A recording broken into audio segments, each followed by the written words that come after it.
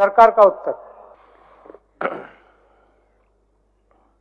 अध्यक्ष महोदय, आज सदन में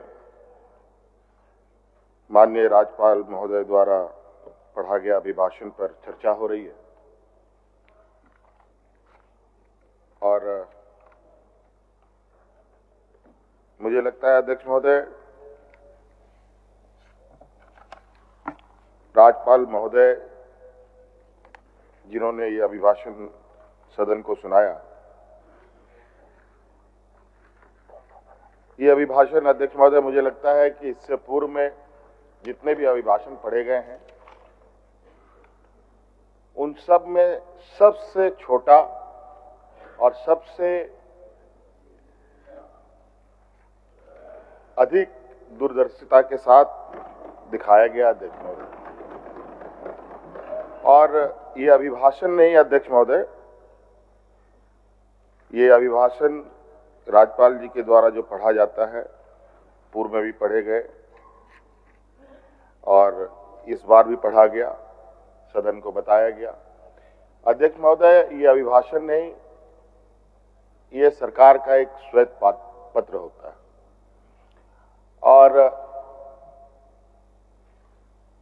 इससे बिल्कुल ये स्पष्ट है कि सरकार झारखंड के लिए क्या करना चाहती है और इस राज्य को किस दिशा में ले जाना चाहती है। हम सब जानते हैं अध्यक्ष महोदय, पूरा देश जानता है कि झारखंड देश का सबसे पिछड़ा राज्य है और यहां पर सबसे अधिक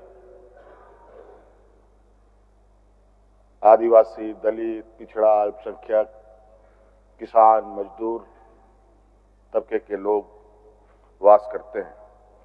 कहने को तो अध्यक्ष महोदय, देश आजाद होने के बाद देश के सबसे बड़े, बल्कि दुनिया के गिने चुने उद्योगों में से, बड़े उद्योगों में से कई उद्योग इसी राज्य में लगा।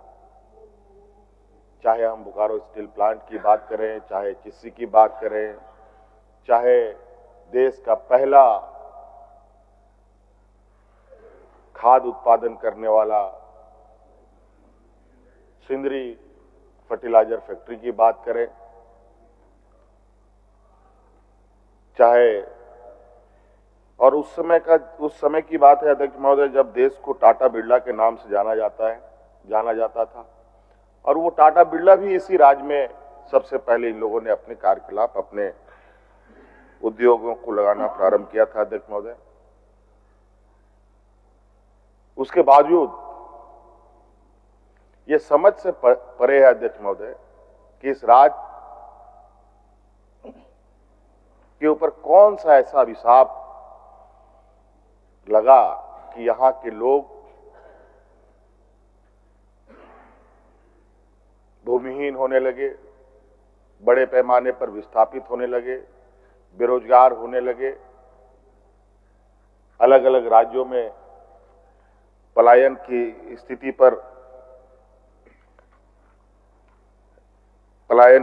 स्थिति बनी रही।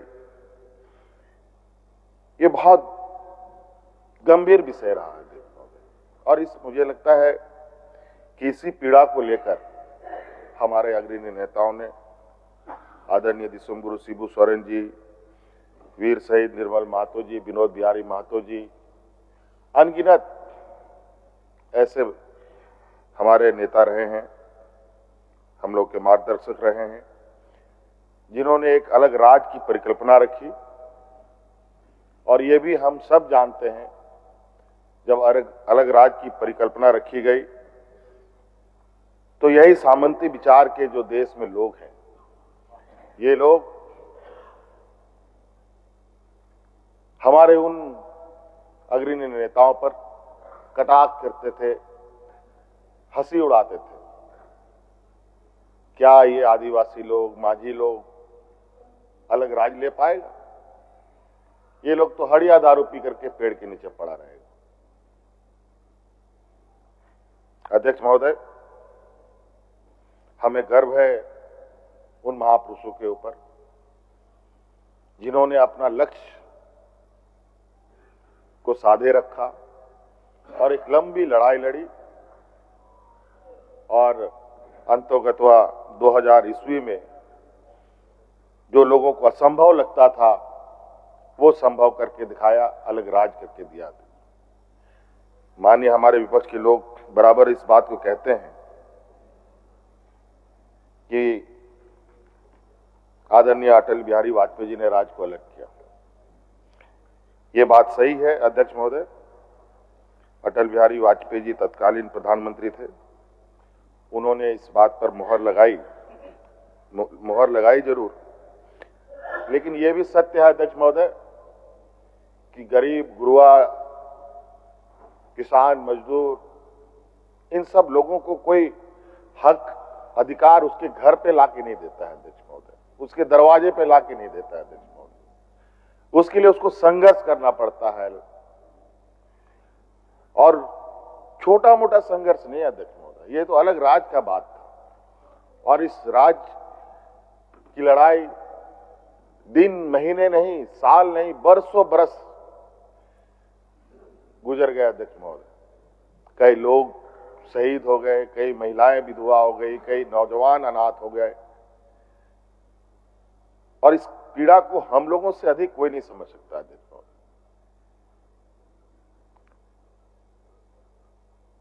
2000 ईस्वी के बाद 2019 तक इस राज को क्या मिला अध्यक्ष महोदय? शायद 2019 में अगर हम लोग की सत्ता नहीं आती अध्यक्ष महोदय, मुझे नहीं लगता है कि इस राज को कोई बचा सकता था। ये एक ऐसे दलदल में इसको ढकेलने का प्रयास हुआ अध्यक्ष महोदय कि जहां ये दोबारा उभर ना पाए। और अध्यक्ष महोदय, उस समय याद कीजिए, लोग यहां हाथ में राशन कार्ड लेकर के भात करके मर रहा था अध्यक्ष महोदय। किसान आत्महत्या करने के लिए मजबूर थे अध्यक्ष महोदय, कई किसानों ने आत्महत्या किया अध्यक्ष महोदय। उसका गवाह मैं भी रहा हूं अध्यक्ष महोदय, मैंने देखा उन किसानों को जिन्होंने आत्महत्याएं की, जो भूख से मरे अध्यक्ष महोदय, उनको भी मैंने अपनी आंखों से देखा था। ये स्थिति हमारे विपक्ष के लोगों ने इस राज का एक लंबे शासनकाल में इन लोगों ने बनाया अध्यक्ष महोदय। और अध्यक्ष महोदय, हम लोगों की सरकार 2019 में महागठबंधन की सरकार बनी, और उस समय भी सरकार को सत्ता से बेदखल करने के लिए कई तरीके के हथकंडे अपनाए। मैं नहीं जाना चाहूंगा उस विषय पर, लेकिन उन वक्त का मैं कुछ विषय आपके सामने रखता हूं कि जो हम लोग चूंकि राजनीतिक क्षेत्र में है तो इन सब चीजों पर नजर रहती है कि राज अलग होने के बाद कभी भी इस राज में किसी के चेहरे पर, किसी के, चाहे वो सरकारी कर्मचारी हो, चाहे आम नागरिक हो, गरीब गुरुआ हो, महिलाएं, किसी के, सब डरे सहमे अपनी जिंदगी कैसे जिए उसी पर वो लोग संघर्ष में लगे रहे।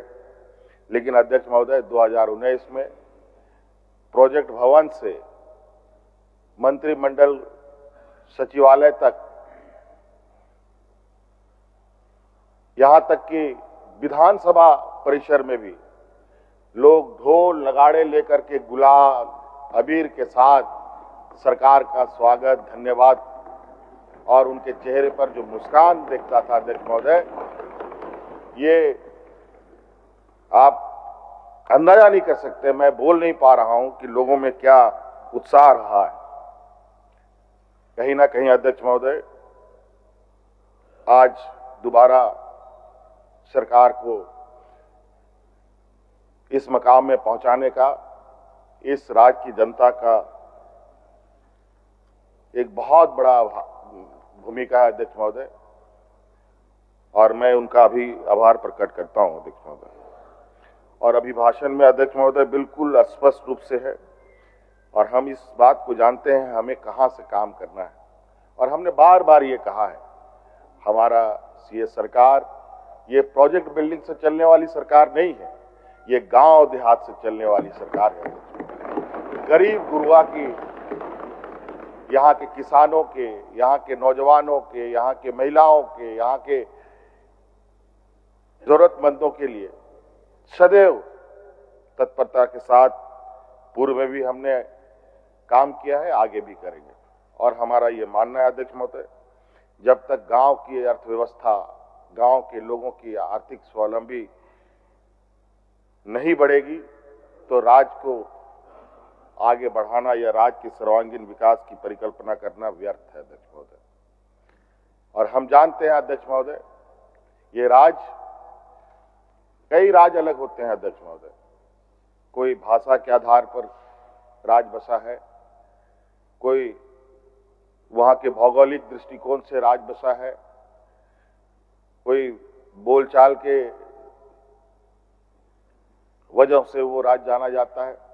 लेकिन ये राज्य अध्यक्ष महोदय, ये आंदोलन की उपज है, ये एक संघर्ष, एक खून से सिंचा हुआ ये राज्य है अध्यक्ष महोदय।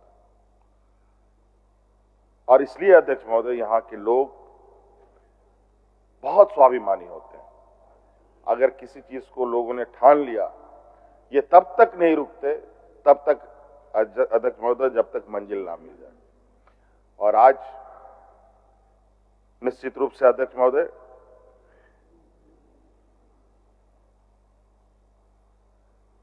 राज्यपाल महोदय के अभिभाषण में हमारा लक्ष्य स्पष्ट है।